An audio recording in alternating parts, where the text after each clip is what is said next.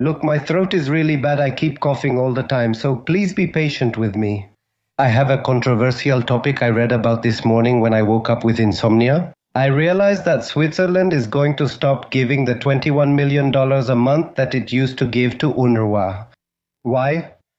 Because they realized it was being used to finance terrorism and not to help children. No education, no schools, no water, nothing. Want more proof they're terrorist groups? There's one right there. Do you want another one? Go ahead. In 2025, they're going to send children into Israel with bombs strapped to their bodies. Do you want to bet? Do you think so? It's a fact, brother. It's not new. I'm absolutely sure they're good. And it's not new. And yes, if you allow me to comment. About what you said, no, returning to old tactics. Yes, it's not new. It's just that, and let me comment on this. First, take care of your throat and stop yelling at parties. That's why your throat is like that. Well... Actually, yeah, it was because of something like that, more or less. About the UNRWA.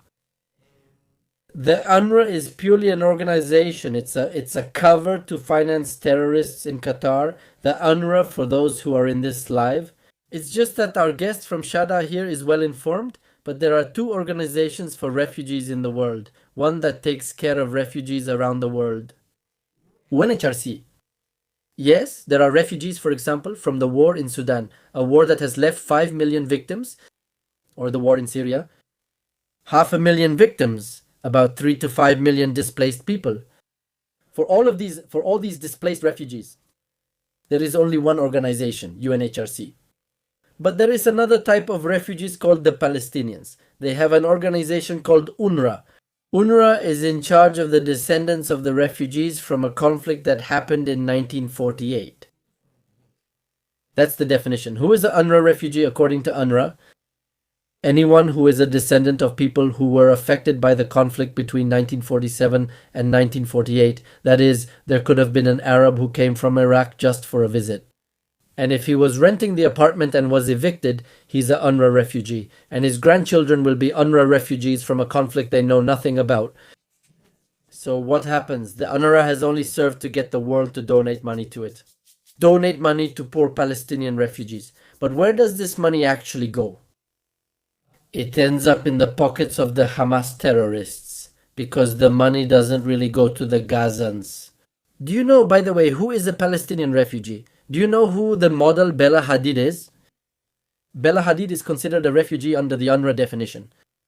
Yes, Bella Hadid, the billionaire model. I don't even know what she models for. Vogue, Chanel, one of those brands.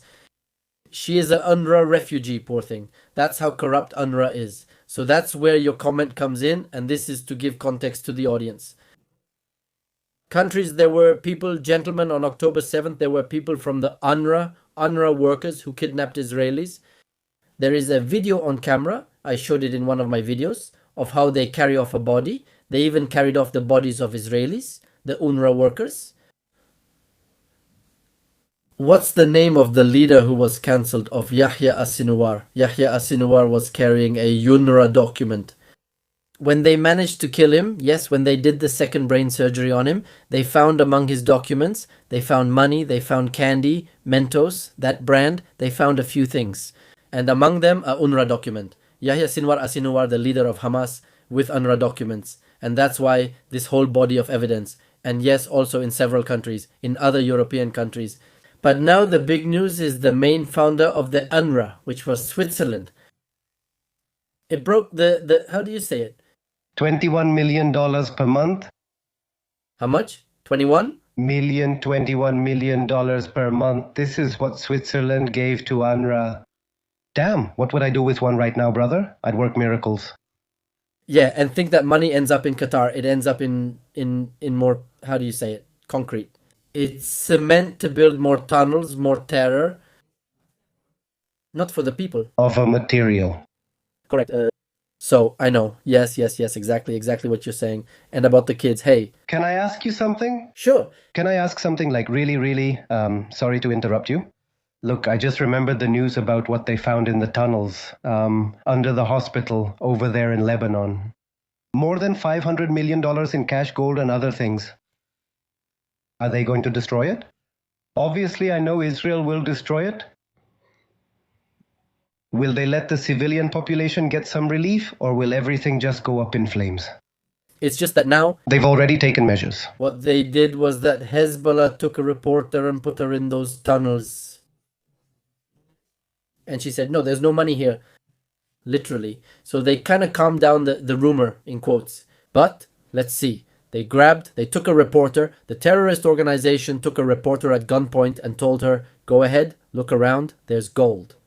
She didn't reach the rooms where she claimed there was no gold. Still, I don't think the population will act against Hezbollah.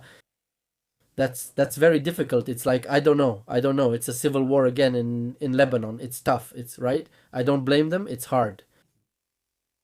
But whether Israel will bomb or not, yes. Quite a lot. We'll have to see. What will it be? By 2025, will Gazans be sending children out with explosives? Does it sound crazy? But it's not new. It's nothing new. In the Intifada, they did this. They sent their own children to blow themselves up just to take the lives of Israelis. Iran. It was one from Iran. Do you know what Iran did to clear the minefields? There was a war between Iran and Iraq. Iran. It left more than 1 million victims. Yes, for nothing. 1 million.